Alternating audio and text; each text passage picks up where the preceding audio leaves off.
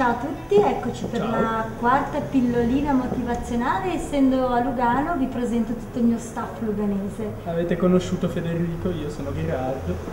Lui è, come si può dire, lo scettico di base, è arrivato Sì. perché la mamma l'ha spedito quasi a calci nel sedere.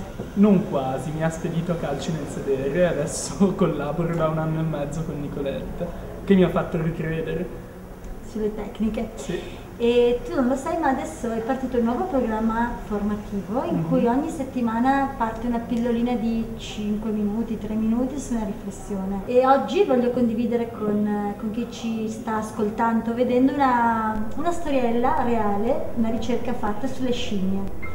Allora, hanno misurato il grado di stress delle scimmie e il grado di malattia delle scimmie. Hanno preso 2 campioni di scimmie che avevano lo stesso parametro, quindi avevano della stessa famiglia, della stessa tribù. Hanno messo una parte di queste scimmie, 6 scimmie all'interno di una stessa struttura, altre 6 scimmie all'interno di una struttura uguale, molto carina, molto che andava a riproporre l'habitat naturale delle scimmie.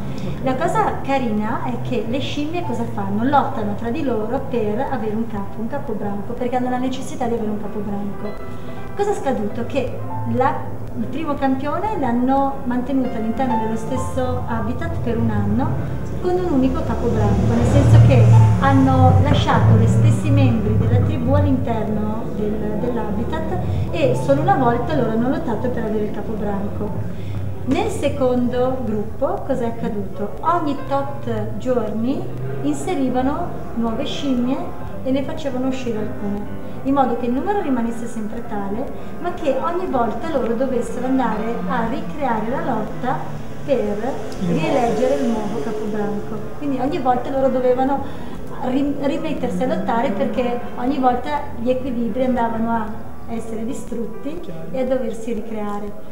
Dopo 1 anno hanno riesaminato il grado di salute tramite vari parametri psicologici e fisiologici delle scimmie. Le scimmie della prima tribù, cioè della prima stanza, del primo habitat, stavano tutte benissimo, erano serene e tranquille. Le scimmie della seconda, tra virgolette, stanza, del secondo habitat, erano tutte stressate e la maggior parte di loro erano ammalate, con effetti di tachicardia, con altissimi livelli di stress, con difficoltà addirittura di sonno.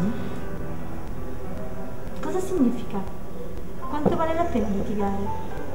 Quanto vale la pena stressarsi e andare a scontrarsi con le persone a noi vicino? Quanto spesso siamo irritabili per poco e quanto poco spesso siamo tolleranti? Ah, lo dico a voi, ma mentre lo dico a voi vi assicuro lo dico a me. Da buon arietino ascendente leone ho imparato negli anni che il litigio purtroppo provoca tanti danni collaterali, è un debito pazzesco, nel senso che l'energia che spendi per litigare, lo stress che spendi e soprattutto l'energia che vai a spendere per andare a recuperare magari qualcosa che hai detto in un momento di rabbia, se non ti fa ammalare ti fa stare veramente male, ti fa sentire stanco, stressato e demotivato. La mia domanda oggi è: quanto vale la pena litigare? Tu cosa ne pensi, Ghe? Penso che non ci sia, ovviamente di istinto l'essere umano è un animale che appunto litiga e lotta per ottenere le cose, però appunto con tutti gli effetti negativi che questa cosa comporta. Però avendo una ragione noi possiamo capire e attuare tranquillamente un rapporto di pace costante con i nostri simili, con i nostri amici, i nostri familiari. Risolvere i problemi parlando tranquillamente, evitare i problemi soprattutto. Penso che la parola chiave l'hai detta: comunicare. Se si Esatto. comunica a cuore aperto, non accusando, puntando il dito, ma dicendo: questa cosa mi fa sentire così, magari è un mio limite, ma in questa relazione se tu ti comporti con me così, io sto così. E riflettete. Aggancio un'altra cosa, non c'entra con la pillolina, volevo fare i complimenti a Gherardo perché ho saputo, intanto sbirciando su Facebook, poi me l'ha detta la tua mamma, poi l'ho saputo da te, che ha vinto il premio. Lui è arrivato qui che l'anno prima doveva essere bocciato, con 6 insufficienze alla fine dell'anno 3 sono passato in consiglio di classe chiedendo, supplicando di essere promosso. E adesso invece, dopo 2 anni di di studio, con un metodo finalmente che mi è stato dato, soprattutto con le tecniche di memoria. Ho vinto il premio Marraini, è un premio che esiste dal 1920 al Liceo 1 di Lugano, dove ho frequentato appunto. È un premio per il miglior allievo del mio indirizzo scolastico e sono estremamente fiero e non ho problemi a vantarmene, diciamo. Bene, bene. Sono molto contento. Ragazzi, se ho gli strumenti, se ci credo e se sento di meritarlo, sapete che questo è il mio mantra, i risultati arrivano.